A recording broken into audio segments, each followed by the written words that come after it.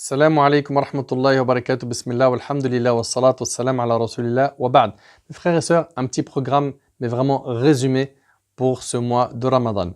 Alors déjà, je vous rappelle qu'Allah tabarak wa ta'ala nous a dit dans le Coran, Ya ayyuhalladhina amanu, kutiba alaykum as-siyam, kama kutiba ala alladhina min qablikum, la'allakum tattaqun. Ô vous qui avez cru, il vous a été prescrit le jeûne du mois du Ramadan, comme il a été prescrit à ceux d'avant vous, afin que vous atteigniez la piété. Objectif, atteindre la piété. Tu as 30 jours pour combattre ton âme et atteindre la piété. Vous savez que les démons sont enchaînés pendant Ramadan. Donc, il ne reste plus qu'un ennemi, c'est ton ego. Il va falloir que tu fasses un effort pour vaincre ton ego. Ensuite, rappelle-toi aussi que le prophète sallallahu alayhi wa sallam, il a dit « Arullah min anfusikum khayra » Montrez à Allah le meilleur de vous-même. C'est un mois où tu dois être heureux. Pourquoi? Parce que tu vas te rapprocher d'Allah. C'est un mois où les récompenses sont multipliées. Allah tabarak wa ta'ala nous dit Kullu amli ibn Adam lahu illa as-sawm fa innahu li wa ana ajzi bih. Toutes les œuvres du fils d'Adam sont à lui, sauf le jeûne, il m'appartient. Et c'est moi qui en donne la récompense. Seul Allah ta'ala connaît la grandeur de la récompense. Également, le prophète sallallahu alayhi wa sallam, il a dit As-siyam wal-Qur'an yashfa'ani lil-'abd. Le Coran et le jeûne intercéderont en la faveur de leur auteur. Le jeûne dira qu'il t'a privé de manger et de boire, et le Coran de t'empêcher de dormir. Et ils demanderont l'intercession, et l'intercession leur sera accordée. Mon frère ainsi que toi, ma sœur, optimise ton temps. Et je veux que tu grattes des hasanats partout. Le matin, prends le repas de fin de nuit. D'accord? C'est-à-dire, lève-toi un petit peu avant le fajr, prends ce repas.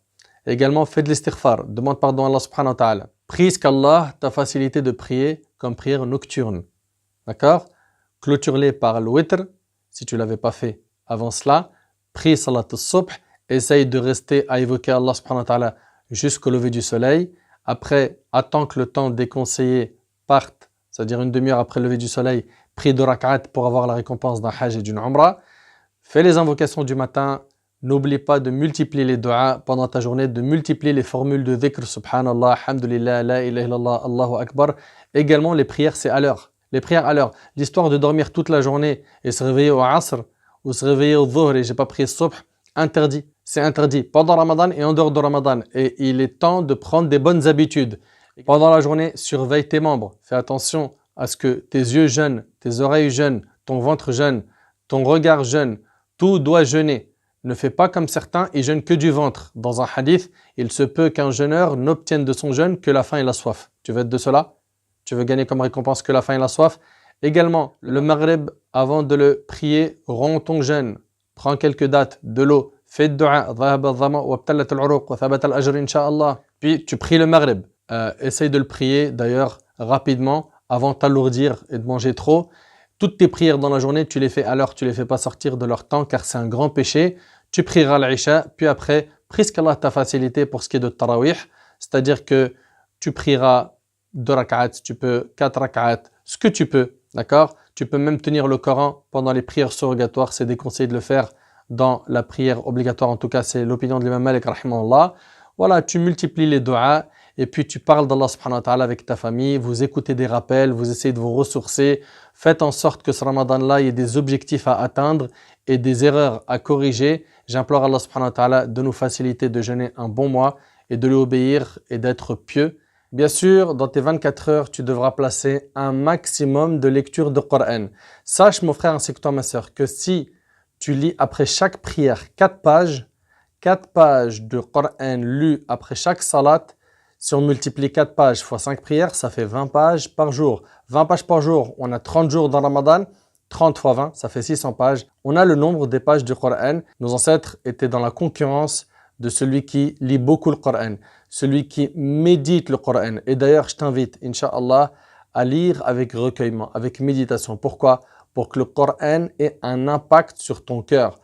Et ceux et celles qui ne peuvent pas lire 4 pages après chaque prière, ce n'est pas grave. Faites comme vous pouvez. Celui qui peut lire 2 pages par jour, c'est bien. 1 page par jour, c'est bien. Celui qui peut lire une demi-page parce qu'il a du mal, il vient d'apprendre la langue arabe.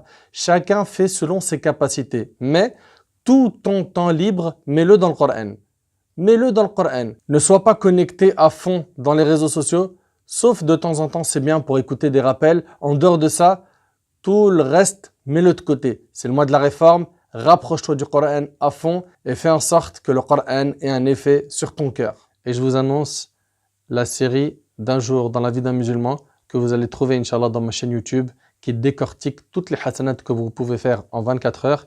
Qu'Allah en fasse une série utile pour vous. Qu'Allah subhanahu wa ta'ala vous bénisse et vous protège. هذا والله أعلم. سبحانك اللهم وبحمدك أشهد أن لا إله إلا أنت أستغفرك وأتوب إليك. بارك الله فيكم وآخر دعوانا الحمد لله رب العالمين والسلام عليكم ورحمة الله وبركاته.